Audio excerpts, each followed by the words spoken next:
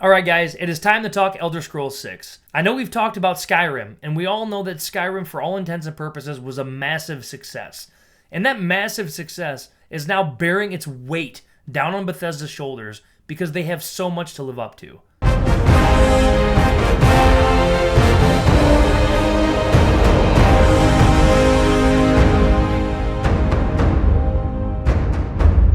Obviously, the RPG landscape has changed tremendously since Skyrim first came out.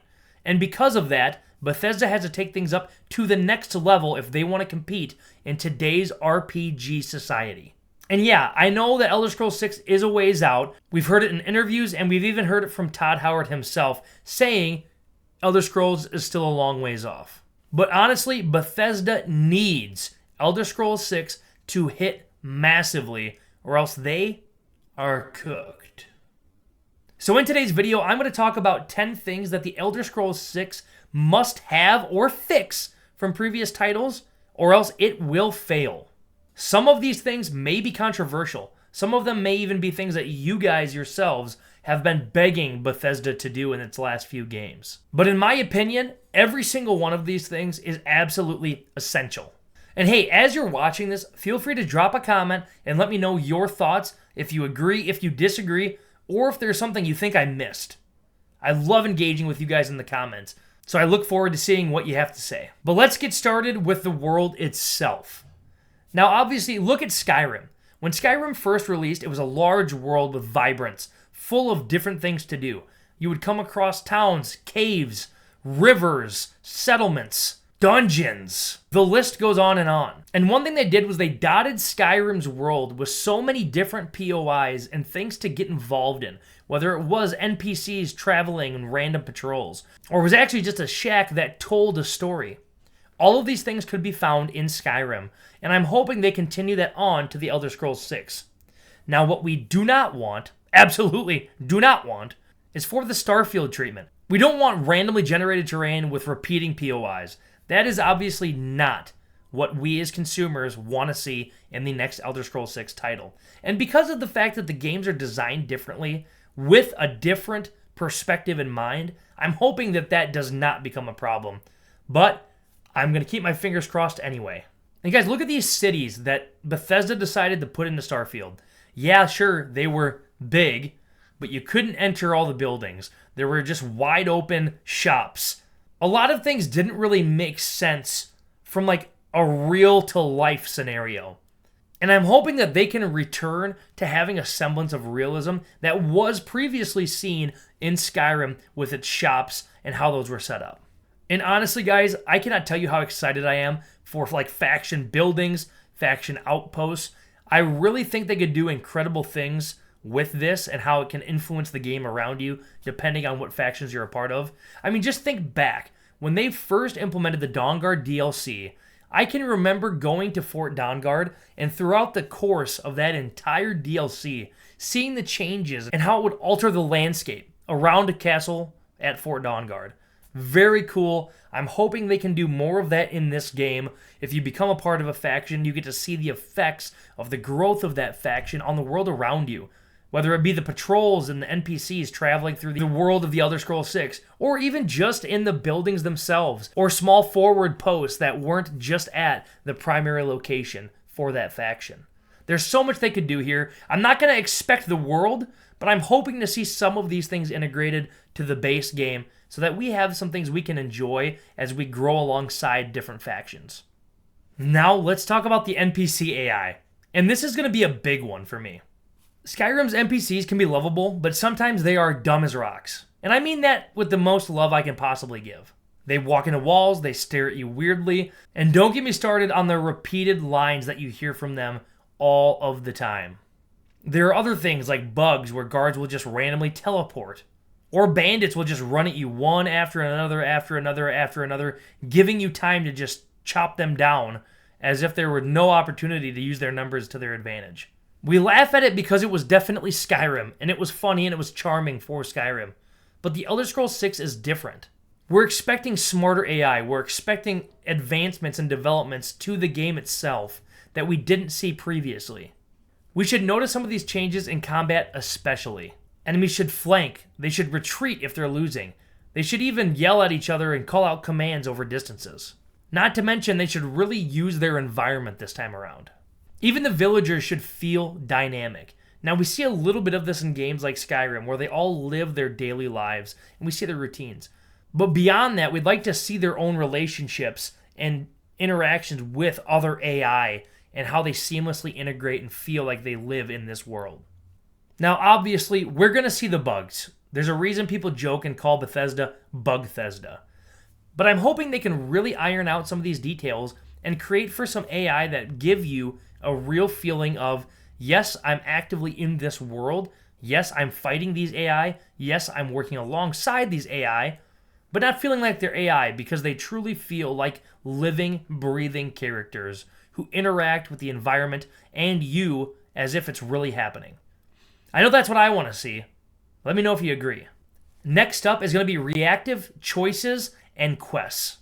Guys, I can't tell you how badly I want quests to influence the world around you and truly have an impact based on the decisions that you make. Let's be honest, Skyrim's decision making was basic. Yeah, there was some choices and consequence there, but nothing really ever too extreme. It's either I get this quest reward or I get this quest reward. You could join every single faction at once. You could become the leader of all of these different factions, and there's really never any real consequences that impact you outside of maybe a quest reward or follow-up quests that you can either continue doing or not continue doing based on the outcome. Modern RPG players want these consequences. If I join the companions, they should not let me become the Archmage of the College of Winterhold. The two don't go hand in hand. Not to mention, if I'm the speaker in the Brotherhood, I should not be the leader of the companions and acting as the Harbinger. The two do not go together. Because of that, there should be ramifications to joining certain factions. If I am to join the companions, maybe the world around me will interact based on my choice to be a member of the companions. But if I've also enrolled in the College of Winterhold, maybe the companions have decided that I'm not fit to become Harbinger, even after the opportunity arises, and they choose someone else to be Harbinger in my stead because I've dedicated some of my time to being a mage in the College of Winterhold. Sure, maybe I can still join both of those factions, but it does not make sense for me to be the Harbinger of the companions, go off on this entire adventure with the College of Winterhold, become the Archmage, and then simultaneously be the head of both factions. Now, I know some people may say, well, the Harbinger is more of just a guide and somebody for them to bounce ideas on and just give a general direction to the companions. Yeah. I understand that you can take that standpoint. But also, why would the College of Winterhold, from the same token, let me be the Archmage as a brand new guy, first of all, but we won't even go there, but also let me be the Harbinger? Does not make sense. Now, here's another new one. Overhaul the combat system. Now, we can talk about Skyrim's combat. It was floaty, weightless, overall pretty basic. But players expect to feel the hits. They want more than just a standard hack slash, hack slash, hack slash. They want to have parry mechanics. They want to have dodges, maybe even dodge roll. They want to have the opportunity to do a shield bash into a different attack than your standard primary attack. They want combos, and they want different ways that you can implement these attacks regardless of what you're doing in that moment, and have it feel fluid and feel like there's a little bit of weight behind it. And honestly, I get it. I want to see that too. Now, I'm not expecting Bethesda to do something groundbreaking here and create an entirely new combat system no one's ever seen before. But I am asking Bethesda to just level up to what is the current bare minimum. And you can see that in something like the game Fate Keeper that recently had a gameplay trailer. And I did a video prior on this showing some of the mechanics and how good it looked like that combat felt in-game. Bethesda should absolutely be able to get us to that bar and at least start with that as the basis of combat in The Elder Scrolls 6. We want more combat options. We want better dual wielding. We want better spell casting with primary weapons. We want to be able to be a battle mage or a mage, or just a general two-handed sword wielder. We want to be able to do all these things, but we want it to feel like we're masters in that specific set of combat. And honestly, I think they could really go for a little bit of a deeper stamina and magic system than what they had done previously. And by that, I mean how your attack patterns and what types of weapons you choose to use, how that impacts your overall stamina usage to a higher degree, or on the flip side, the same thing with spell casting and what spells drain mana or magicka in this case, and how that works in the game world. And please, let mages feel powerful without needing to be level 100 and having every single modification and enchantment on their gear just to make it happen. And guys, I just want you to imagine something. Just imagine. Sword swings feel heavy. Magic explodes with vibrance. Archery feels satisfying. Stealth kills are more realistic. And you know what? I'd even go for a little bit of destructible environments. But I'm not going to ask for too much. This is Bethesda. But I can promise you that if combat feels modern and it feels like we hope that it will feel, it'll make Skyrim feel like a game from a completely different era entirely. All right, now on to the next one. I'm kind of circling back here, but cities that feel alive. We talked about the world itself, but now I want to talk more specifically about the cities that fill that world. Skyrim had such charming cities, but all of them were pretty tiny. Not to mention some of them had like 12 people in a population. Everybody knew everybody. Guards rotated in magical shifts, and that was Skyrim. And it worked for Skyrim. I love Skyrim, but I want to see more out of the Elder Scrolls 6. We need larger cities. We need more NPCs, but more than just having a greater number of NPCs, we need more named NPCs. NPCs with their own lives, their own jobs, their own routines that we can see regularly. Starfield lost some of the immersion. And sure, they have the biggest cities to date in a Bethesda game, but it was citizen. I've done this before. I'll do it again. I am so tired of everybody being citizen from playing Starfield. Now, I know, you can get the updates with the bounty quest lines, and some people are named now. I will tell you that it doesn't matter to me because none of them live lives, nor can you just see that named NPC and follow them throughout their routine. Because once they hit an elevator or a tram ride, they're completely gone from existence. You may never see that character ever again. And that is Starfield.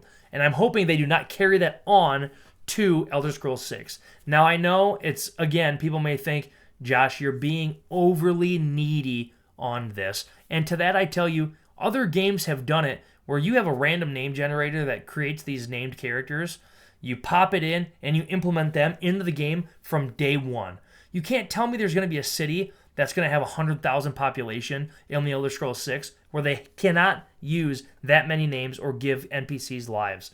You assign them a bed, you assign them a job, you give them areas they quest, and it takes literally a little bit of time to code all of those. And when I say to code all of those, I mean literally just plug in, they go to this area, they go to this area, they go to this area. You'll find that NPC always in those areas. Even if they're not a shopkeeper, you can still create a life for those NPCs relatively easily and give them a little bit of opportunity to sandbox in some of these environments, and they're going to feel like they live there. It's not rocket science. It can be done. And if people say you're being really, really picky now, to them I say the studio has access to billions of dollars. They can do it. Beyond that, I want working markets. I want to see characters doing their lives. I want to see characters interacting and potentially buying from others. Whether we hear the dialogue or not, even them going into these stalls and acting like they're buying things, that would be a huge slice of life update that I can absolutely stand behind. And honestly, I would love to see more crime systems. The guards don't arrest. If something happens where they attack you or accidentally hit another NPC, the guards will just take them out dead. Boom, gone. But there's no real crime mechanics in any Bethesda games to date, so it would be cool if they were willing to explore that a little bit and potentially do arrests or even imprison NPCs. But again, I don't want to get too into the weeds on some of this stuff. That'd be cool, but that's not at the core what I'm asking for. I just want the cities to feel lived in. I want there to be changes based upon season. And even if that's just a little bit of different decor around the cities, and some NPCs do more in the summer and do less in the winter, that's enough for me because it feels lived in. Moving on now, halfway through, faction, depth, and branching stories. Now, we talked on consequences, but this one touches more so on the factions themselves and having branching storylines based upon what you choose to do in your factions. And honestly, Skyrim had great factions, but they were a little short. I don't necessarily need super long side quests and faction quests, but I want them to be a little bit more impactful. And if I choose to side with the next leader versus becoming the leader myself or something along those lines, I want it to just impact how the story plays out and then what that faction looks like once you complete the main set of quests for those. Whether I defer to the secondary position to keep my other faction options open, and then I can take quests from the head of that faction. Or I become the head of the faction myself, and I choose what quests our faction as a whole endeavors upon. And maybe I can recruit our faction members to either go and do those quests, or do those quests with me, because I feel like taking that on. And I think factions could be a way that we could really see an economic system start in the Elder Scrolls 6. I really just want these factions and the choices you make in these factions to really matter. And I think that's where, if you choose these factions, have each of them a little bit more fleshed out than we previously saw in Skyrim, so that if you do choose one that bars you from joining others, there are plenty of things to do, making you feel like you didn't make a bad choice by joining that faction. Because I can understand why they let you join all the factions in Skyrim, because one playthrough could become infinitely longer because of all the different things that you can choose to do. And so I don't want to take that away from the players and make people start entirely new playthroughs if that's not what they're interested in doing. Me personally, I'm more than happy to do that. But I do want you to have the option to do more in each and every faction, because it makes joining that faction feel so impactful. It doesn't make you think you have to join other factions just for things to do.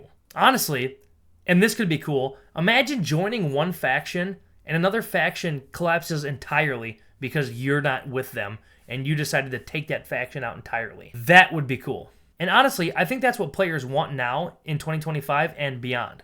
Moving on to number 4, we need a magic system overhaul. Magic is a huge cornerstone to the Elder Scrolls.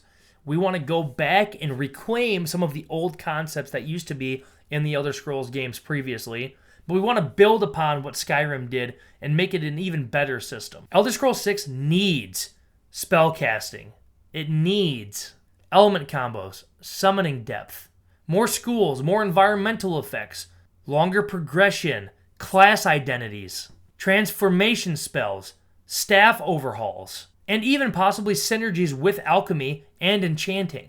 Magic should feel like a full course on the RPG side, not just a side flavor. And honestly, I look at some of the magic in Skyrim, and there were a lot of cool things that you could do. But if you look at the spellcrafting mechanics alone from earlier titles, implementing something like that into Skyrim would have made the game feel entirely different and given you so much more flexibility and creativity with the magic system. I feel like people would have spent countless hours doing magic alone if there was a little bit more depth to it. And I think we could see that in the Elder Scrolls 6. It's just a matter of making sure they have a good system on, first of all, how do you learn magic? Secondly, who can teach you more magic? Thirdly, how do you level your magic and make it more powerful? And honestly, the last thing with the magic system I would love to see is opportunities to train other people. Because they say this, if you can teach somebody else, then you have adequate knowledge. And let's apply that to magic. If I'm smart enough about a subject to be able to teach it to someone else, then I have become, in that case, more or less a master. So imagine teaching some of your potential followers a little bit extra on the magic side so that they're more competent in combat. Would be extremely cool if you're able to do something like that. Now, I can see that could be difficult to implement in the game, but nonetheless, it would be awesome to see that type of mechanic and honestly just overhaul the entire magic system from Skyrim. I'm not saying they have to scrap everything entirely, but I'm saying they should really build upon what was there, flesh it out a little bit more, and if they do that, then hey, it looks like you've got yourself a pretty cool fantasy RPG game on your hands. Moving on to number 3, a living ecosystem. Now, I know we talked a lot already about the world itself. We talked already about what the NPCs should do and how they should interact with the world around themselves. But with this, we're leaning in more to the wildlife of the Elder Scrolls 6. We're leaning more into what happens outside of the cities. How does the world interact with itself? How do these creatures of the world interact with each other? And where I think they could really go down a very cool path is if there is some kind of hierarchy of creatures and wildlife in the Elder Scrolls 6. Some animals that are at the top of the food chain. Some animals that hunt other animals. Some that just go about living their lives, evading danger whenever they can. This is something that Bethesda has never really done a truly good job of.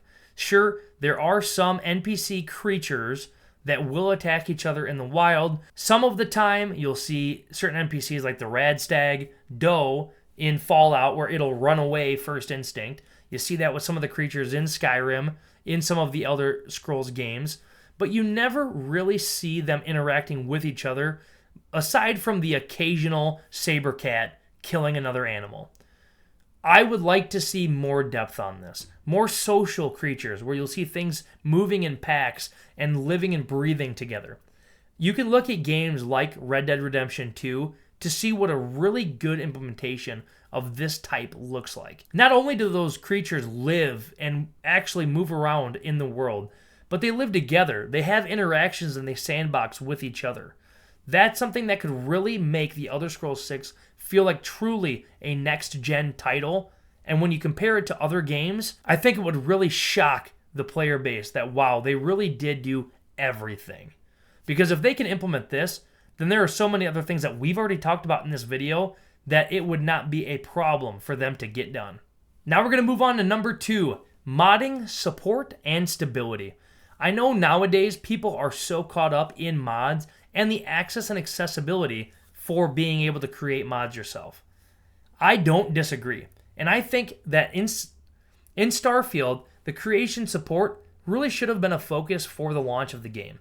Now, obviously, I'm not somebody who wants Bethesda to monetize me to death based on selling mods. But I do think that since the Elder Scrolls V Skyrim really set the tone for modding, and I realize it was in previous titles, but Skyrim was the first to really make it big on the modding scene. And because of that, I think that this is the perfect place to give modding support on day one. And not only should they do so, but they should heavily test the modding support system, how they integrate the mods into the Bethesda store, let's say, or just creating the accessibility to download the mods within the game. It needs to be a situation where they have thought of all the variables, they have tightened up on the actual menu and the UI for these mods, and then the integration systems are seamless, so that when people create mods and they upload them to the store, they're instantly downloadable and are ready to go without having all the hurdles that we've seen in previous games. Not to mention, let's talk about updates. How often does a Bethesda update absolutely destroy mods? And then creators have to go back and create compatibility fixes for their mods, all because Bethesda dropped a small patch update. That's something that Bethesda needs to look at ahead of time when implementing this to make sure that they do a small update. It does not absolutely destroy every mod in your load order. And you know what? If they can do this, this game will last over a decade just like Skyrim did, because mods alone have continued to help Bethesda games stay relevant years and years after their initial release. And here is the last point, and I think it's actually one of the most important. But let's go on to number 1, and this is the game must feel like it's in a brand new engine. Now, obviously, we know that they are using the Creation 2 game engine that they used for Starfield. The Elder Scrolls 6 cannot feel like a reskinned Starfield. If it does, it's automatically game over. No contest. We don't want just Creation 2 with a fantasy filter adapted. We want them to change some of the basics of the engine so it truly feels like a medieval RPG style game that takes things to the next level. We need newer and more advanced movement systems. We need new physics. Yeah, they always tout how great the physics are in their games, but there's also a number of issues that come with the Bethesda's typical physics engine. We need more climbing and mantling animations. We need better melee hit detection. We need better third person. We need better creature animations. And we need everything that we do in-game to feel like we're actually doing it. Look at Kingdom Come Deliverance. There are so many animations integrated into that game based on just routine and menial tasks. We need more of that in the Elder Scrolls 6. We didn't get it in Skyrim. We didn't get much of it in Fallout 4. We definitely didn't see what we should have seen when it came to Starfield. And now is their chance to rectify that. This may seem like a small issue to some, but to me, this is huge. I mean, look at games like Mafia 2. I used to love Mafia 2. Totally different genre, but if I went and I sat down at a restaurant or a cafe, I could actually see my character eating the foods that I purchased when I purchased them, or taking a drink of the beer bottle I just purchased, or grabbing something in the fridge and drinking it down. Games have been doing this forever, and it's about time Bethesda caught up and added some of these animations in to make it feel like our character is really doing these things, instead of just adding an eat button. You press it and oh yeah, I ate it, with no animations to speak of. The core of this game needs to scream Elder Scrolls, but evolved. And I want people to instantly compare it to Skyrim, but be able to say, holy crap, this is leaps and bounds above what Skyrim gave us. And of course, I love Skyrim. Skyrim, when it came out, was so amazing relative to what else there was in the genre at that time. But we are entering 2026. It is high time that Bethesda catches up and gives us a title that is worthy of the Elder Scrolls name. But that is it for my video, guys. Let me know in the comments what you thought, what you agreed with, what you disagreed with, and mostly if you're excited for the Elder Scrolls 6. As you guys know, I love engaging with you guys in the comments below. If you've seen my recent videos, you know I respond to almost every comment if I can. I'd like to keep that trend going. If you liked the video, please give it a like. If you liked seeing content like this and want to see more content like this, please consider subscribing. It means the world to me. And like I said, I want to engage with you guys in the comments. So if you subscribe, feel free to turn on that notification bell, hit me with some comments, and we can go back and forth and talk about all the things we love about the Elder Scrolls and all the things we want to see. But on that note, I appreciate you guys for being here, and I'll catch you in the next video. Until then, well met, travelers.